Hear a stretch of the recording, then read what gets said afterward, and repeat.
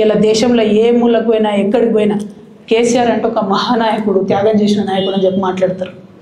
రేపటి నుంచి ఏం మాట్లాడతారు? సిబిఐ ఎంక్వైరీ చేస్తే ఏం మాట్లాడతారు? కేసీఆర్ అంటే సిబిఐ కేసు అంటారు. మా నాన్న పరువు పోతే నాకా బాధ, మీకా? మీకు పైసలు కావాలి కదా, మీకు పేరుతోనేం పని? ఇంకా కూడా ఈ విషయాలు అర్థం చేసుకోకుండా, ఇంకా కూడా ఇటువంటి వ్యక్తుల్ని దూరం పెట్టుకోకుండా ఉంటే కేసీఆర్ గారి మీద సిబిఐ కేసు వేసేటటువంటి స్థాయికి వచ్చినాక ఏం పార్టీ ఉంటేది పోతేది. బీఆర్ఎస్ పార్టీ నాయకులు నన్ను తిట్టుకున్నా సరే, లోకల్ బాడీ ఎన్నికలలో నాకు నష్టం జరుగుతుంది అనుకున్నా సరే, మా నాన్న మీద సిబిఐ ఎంక్వైరీ పడ్డాక ఏమైంది? తొక్కల ఎలక్షన్ ఒకటి గెలుస్తారు, ఒకటి ఓడిపోతారు. అసలు ఓడిపోయే పరిస్థితి ఎట్లా వచ్చింది? ఇటువంటి దుర్మార్గుల వల్ల కాదా వచ్చింది? ఆలోచన చేసుకోవాలి కదా. ఓ అంటే నా దగ్గర పైసలు ఉన్నాయి, టీవీలు ఉన్నాయి, సోషల్ మీడియాలు ఉన్నాయి, ఏటు పడతాడు మాట్లాడతామంటే తోలు తీస్తాం చెప్తున్నా నేను. గీత